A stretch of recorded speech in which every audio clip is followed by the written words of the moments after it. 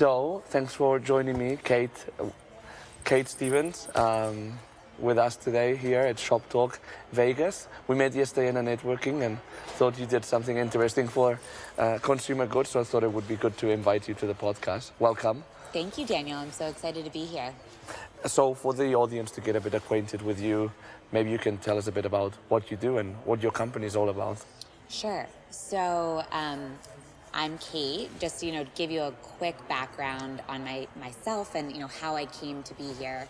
And currently, I am the CEO and founder of a company called Brij. We do QR code experiences for brands. But just backing up a little bit, how I got here.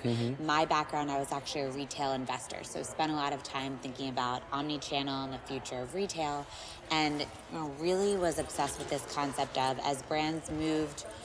And to really be omni-channel, and I think truly consumers expect brands to be omni-channel. Yeah. You experience brands across social media, in store, online, but the challenges that a brand has in truly being omni-channel to their customers. So I think that's been an area that I've always thought about from the investing lens, and then the pandemic hit. And I just saw this opportunity with QR codes. So, of course, QR codes, not a new technology, but the pandemic really became a new consumer behavior driven for QR codes. In restaurants and bars. Exactly. And so it really started with restaurants. Everyone was home in their homes. And, when they were going out, it was, this contactless, nature, and restaurants used QR codes, and so what that became was a forcing mechanism for consumer behavior. QR codes have been around for a very long time. For 20 years or something like that? Yeah, exactly. And if you go to Asia, it's actually completely ubiquitous. Over 80% of payments are through QR codes, but it just never caught on in the U.S. and Europe in the same way until COVID, and now it's really become this new ubiquitous behavior. And so I really saw the QR code as an opportunity to be a new channel for brands to connect with their customers. And going back to this problem around omni-channel, how can that QR code become the bridge between a brand and their customer, and the digital and the physical? Because a QR code can be everywhere, including on the product. And that's an opportunity for a brand to truly have this omni-channel touch point with their customer through the QR code. So that is the quick history on how we came to found Brij. So that was in the middle of the pandemic. It was in the middle of the pandemic. Really just saw this opportunity around a new consumer behavior, and so now you see QR codes, pretty much ubiquitously. We're at Shoptalk, this conference together, and we're seeing QR codes everywhere. And what most brands are doing right now is just building a landing page, or maybe putting that QR code to their homepage. But how do you start to be a little bit more thoughtful and impactful about where this QR code is touching the consumer, and how you can use that as an optimized page to do different tasks. So if it's in person, to drive that in-person engagement. If it's post-purchase, to allow that customer to seamlessly reorder, and then how do you take those touch points and that data into your ecosystem to continue to nurture that customer. So that's all something that we facilitate at Brij. And what type of brands do you work the most with right now? Is it more in apparel and fashion? Is it more in appliances? Is it more in CPG, FMCG? Yeah, so I would say that the way that we categorize our ideal customer is an omni-channel brand, meaning they have a direct presence, so they do some sort of e-commerce or owned presence, and then they also sell through disintermediated channels. So those could be any third-party retailers, so a grocery store, a big box retailer, or also your marketplaces of the world. So Amazon and the growing presence of Walmart, Target marketplaces. And so I'd say that omni-channel brand is our best customer. So they have that direct presence. So they know the power of the data of knowing their customer. Yeah. But then they also have these dark channels where they're losing that customer information. And then to your question, the categories within that, I would say it's split between two key categories. One is CPG, so which we broadly include, kind of food and beverage as well as beauty, and so those are lower AOV, high margin products where the repeat purchase is really important. So you're not going to just make that, you're not going to have that maximum lifetime value of the customer, with just one purchase. You can drive that continued purchase. And so how can you use kind of brand storytelling around recipes or engagement to help drive that future purchase, or maybe bring them into subscription and have them be a repeat purchaser. So that's one category. The other key category is appliances, as you referenced. And so the experience that typically looks like for appliance brands, it's registering your product in a seamless way. So as a consumer, registering the warranty or registering the product. That's a good idea. That's a data capture tool.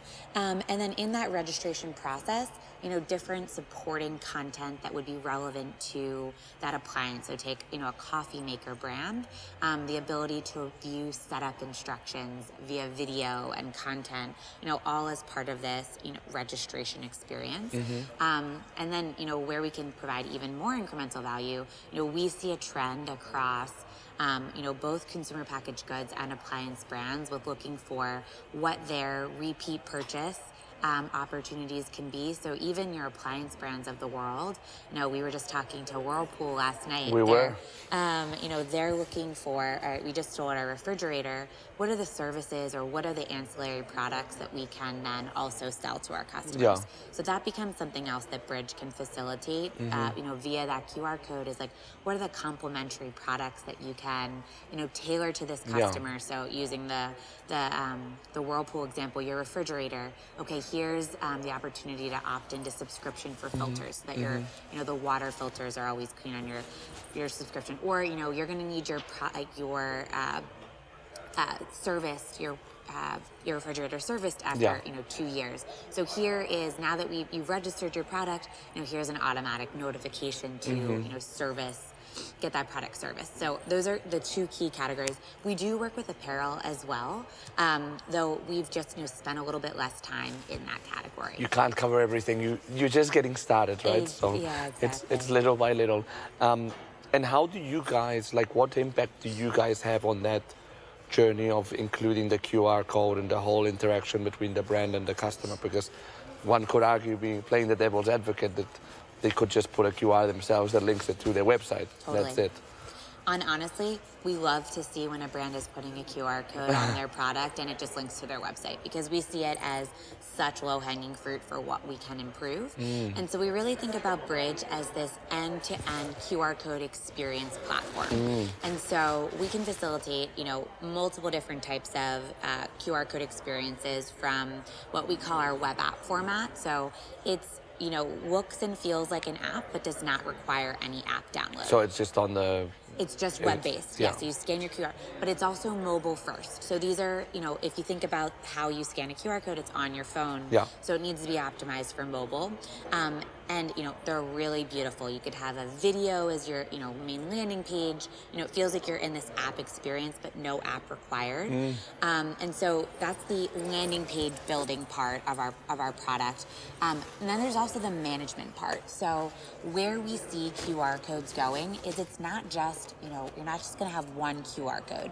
You can have a QR code per product, per variant, per experience, per campaign, and the ability to manage and maintain all of these QR codes, one, so you can capture the data and provide more personalized interactions, but two, in kind of a seamless and easy to manage way. And so we have brands that have hundreds, if not even thousands of SKUs that are doing different QR codes on every product, and they can facilitate that through our platform. So the management across multiple different SKUs the data capture. So we're, Shopify, Klaviyo, all of your major subscription management platforms. We can, collect that data. So if your customer's opting in to, sign up or register their product, flow that into different email marketing flows through Klaviyo, through Shopify. On the building of experiences, we have these native integrations with their e-commerce platforms, so we can pull content directly. So it makes it really easy to build and manage those experiences.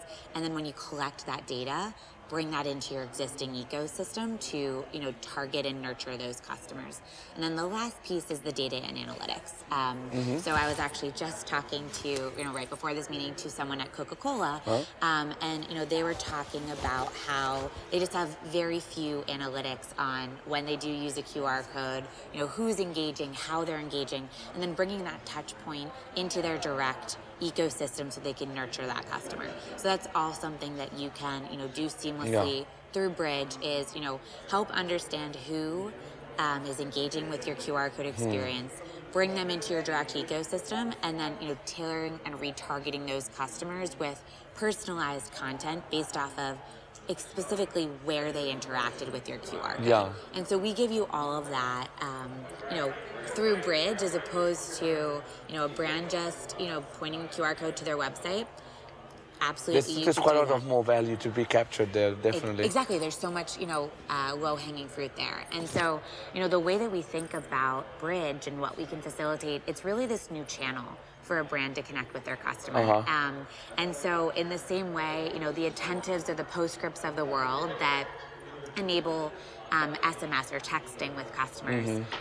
So, we like to think about those as, models for what we're allowing a brand to do via a QR code. Like, sure, you could, use Twilio and set up your own SMS, but it would be a lot of work, and you'd be leaving a lot of value on the table. Well, and it wouldn't be as easy for like somebody that's drinking a can of Coke, and they have like some incentive to scan the QR code there, than to then the next step of putting your data there, so they send you an SMS.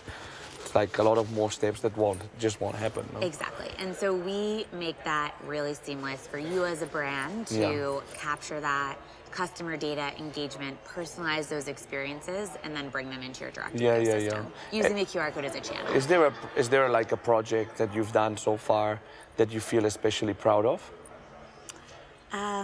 So, I think one that we, like to reference, I kind of mentioned all brands are, really thinking about thinking about the lifetime value of their customer and how that customer can be a repeat purchase. I think, I alluded to, we're seeing this in appliances as well, that, brands started, even, again, going back to this Whirlpool conversation, he was like, even if you get a customer to register, they're not going to be our customer again for 5 years or 10 years.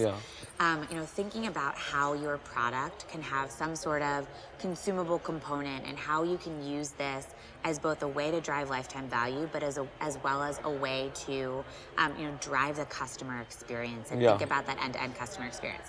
So one of our customers, they're a humidifier brand, and their name is Canopy.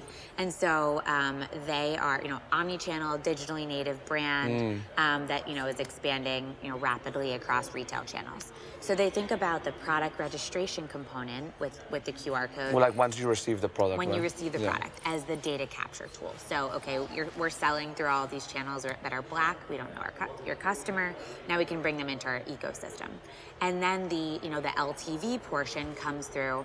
If you think about a humidifier, you need to change the filters on and the changing the filter actually is a consumer experience that could be frustrating, and you could have so tedious, right? It's terrible. I do it for my water filters, and I dread every moment that I have to do that. Right, exactly. And so they're thinking about, this is a negative consumer experience. How do we make this easier? They're actually risking the consumer to stop using the product.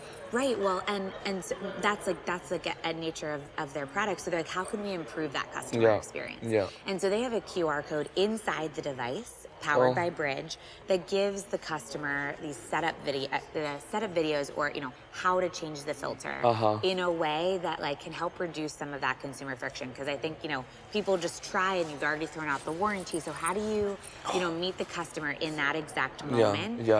In a way you're like, oh, okay, actually, oh wow, I can actually just I can clean this by just putting it in my dishwasher. And this is an easier way for me to change the filter. That, and I'm like, okay, they're also prompting me to then repurchase my filters and subscribe. And so this brand, more than 80% of their customers are subscribers. Wow. And Brij is able to really help increase that incremental subscriber rate through this experience. But I think there's two elements that I'm proud of this use case around. It's the transactional value of increasing the LTV of the customer, but then there's also the customer experience element of how do you improve what is otherwise usually a negative experience with the brand through the use of tailored content that makes it a better experience for the customer. So I think that this is like a really good example of that, that kind of use case. Yeah, no, very good. How can, if somebody's prompted by this conversation, we should actually include a QR code somewhere. Maybe I can try to do that. If somebody's interested in learning more, what's the best way to get in touch with you? So I'm on LinkedIn. You could find me, Kait Stephens. We'll put it in the show notes. Amazing. But then also, through our website. So you can... We can put it as well. Amazing. So you can, find our website, www.brij.it, Brij.it, or you can also email me directly. I'm very responsive. It's kate@brij.it, and we can set up time to schedule a demo. Excellent. We'll look forward to seeing more QR codes on our day-to-day brands. Thanks for joining me.